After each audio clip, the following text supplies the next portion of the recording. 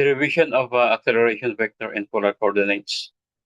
So we have the r here is this the radial part of the accelerations, and this p is the angular part of the accelerations.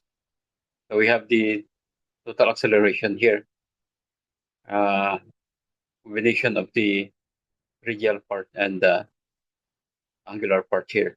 So in the standard Cartesian XY system, the unit vectors I and j always point in the same directions here. So, however, in the polar coordinates, the unit vectors change direction as the particle moves. So this is the difference between the standard Cartesian and the polar coordinates. So I and j always point in the same direction for the standard Cartesian, and the unit vector changes the direction as the particle moves in the polar coordinates. So let R be the radial unit vector pointing outward from the origin, and P here, or often denoted as the, the unit angular, uh, the unit of the angle here, or the angle theta here. Let be the tangential unit vector perpendicular to R here, pointing in the direction of increasing angle.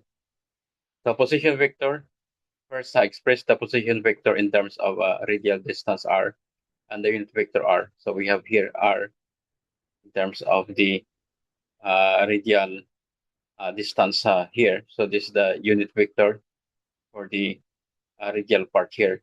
Now we have the velocity vector, first derivative. So to find the velocity, differentiate r here with respect to time using the product rule here. So we have this. This is the velocity.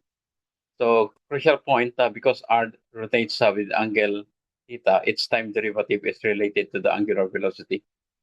So the dr over dt is equal to p here, derivative of the angle with respect to time.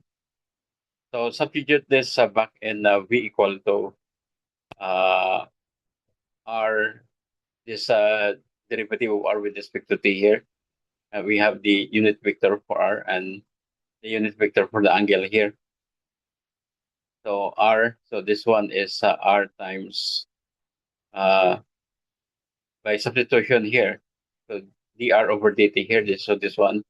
So this is the derivative of the angle with respect to time here, times p, the unit vector. This is the unit vector. This is the angular unit vector here. So times r. So this one. So note r here, r with the dot above is dr over dt, and we have the theta with the dot above is the derivative of the theta with respect to time. Then we have the acceleration vector, second derivative. So to find acceleration a, differentiate v with respect to time. Use the product rule on both terms. So we have the derivative of this with respect to time is equal to the acceleration. So for the first term, so we have this. So for this first term here, the derivative of this with respect to time, we have this. The derivative of this with respect to time also is also equal to this. So we have this expression.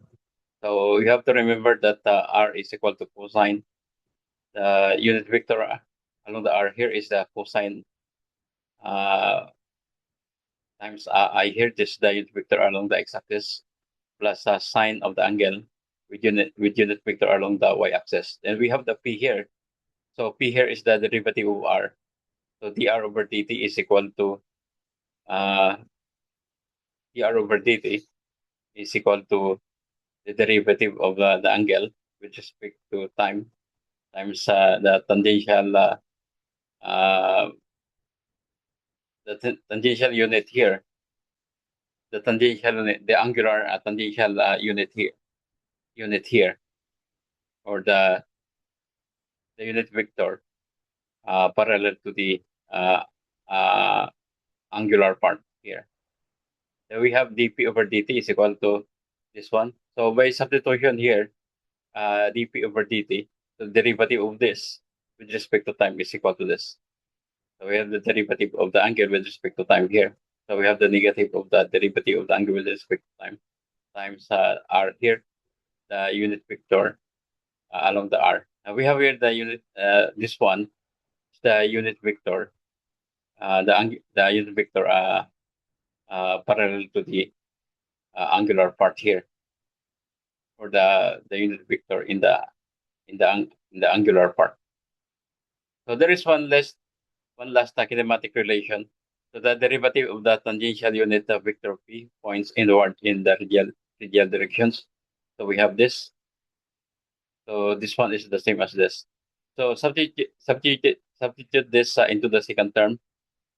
So in the second term, so we have this one. So dp over dt is equal to the negative of the derivative of the angle with respect to time times r. So we have this. And now add the first and second results together and group by unit vectors r. So we have for r here, for the first term here. So the, the the unit vector r here has r double prime here, plus uh, the unit vector here is negative r times the square of the derivative of the angle with respect to time. So we have this r double prime r the second derivative of r with respect to time minus r times the square of the derivative of the angle with respect to time here. So the p components here. So we have the p components here.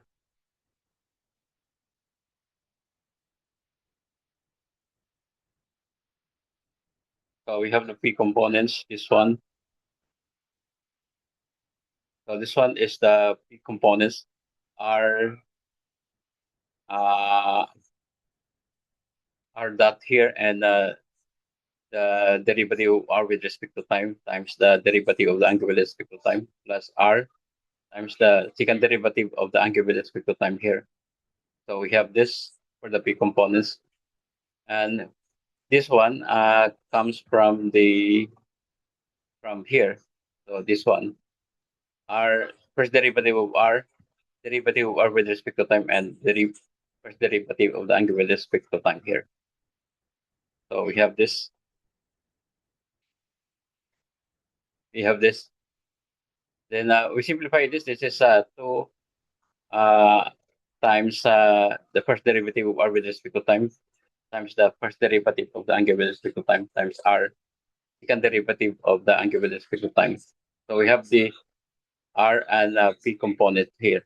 So this is the unit vector along the radial. This is the radial along the radius. We have here along the angular part. We have the unit vector also. So we have this. So this equation is the same as this one.